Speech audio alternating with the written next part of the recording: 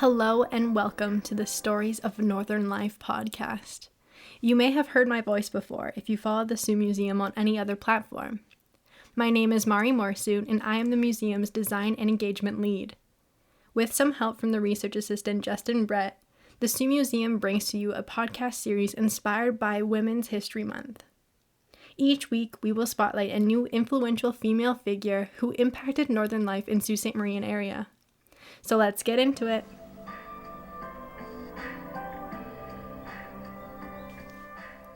We talk about the firsts a lot in history, and firsts hold different levels of significance depending on the scale used to measure. Very first in the world, first in a country, or in a town, even in a narrowed category, for example, amongst gender or your family, and especially first for yourself. Well, I don't think scale impacts the importance of the magnitude of being a first. Regardless, being a trailblazer can be difficult and comes with a whole new set of unidentified effects. Today, we are going to talk about Lois Beckett. She is Sault Ste. Marie's first female police officer, and not only that, but she happens to set the record for the longest service of her gender. Two firsts that hold great accomplishment and dedication to her work and the community of Sault Ste. Marie. In 1949, Beckett was sworn in as a policewoman. At this time, women were not given the rank of constable upon being sworn in until 1962. Policewoman was the official term at the time. This arguably sexist start to her career did not stop her from sticking to the job, though in 1961 she switched from the Sault Ste. Marie's police force to that of the neighboring Tarantoris.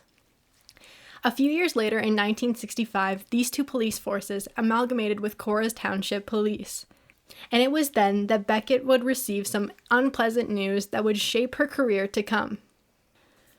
Upon returning to the unified Sioux Police Force, she was denied entry to the Police Association and reclassified as a clerk typist rather than a constable. This meant she would be working in the same field as civilian staff, rather than her fellow officers she was working alongside for 16 years.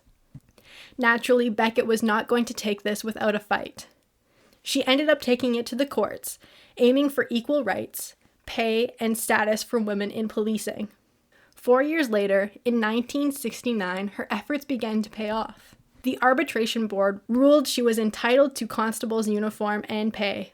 Woohoo! Even then, it took until 1976 to be allowed into the police association and was still required to work at the switchboard. A year later, Beckett would sue for discrimination and win. For the remaining 14 years of her career, Beckett would continue work as an officer, receiving several commendations to her name. She would end her career working in the Property and Exhibits Department of the Force, which dealt with the control of objects taken into possession by the police. Beckett would retire in 1991, but was not content to rest on her laurels for long. In 1996, she would run for mayor of Sault Ste. Marie, which would have been another first for women. She was unsuccessful, but even the elected mayor, Steve Butland, acknowledged that above all else, she was a pioneer. Lois Beckett passed away in 1998 at the age of 68, and in recognition of her accomplishments, the flag at City Hall was lowered to half-mast.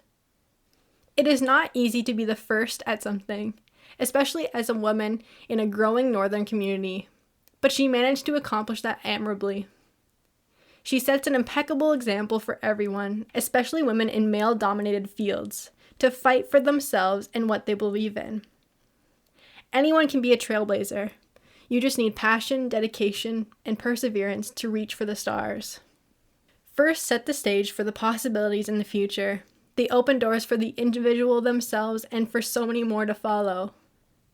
First happen every day. Today could be the first time you do something new, or reach a personal goal, or even achieve something on a bigger scale.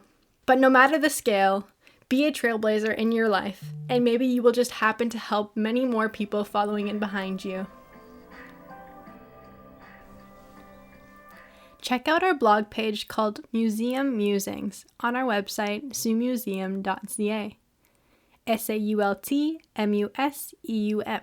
to see photos of Lois Beckett, and you can reread a lot of the info you just heard.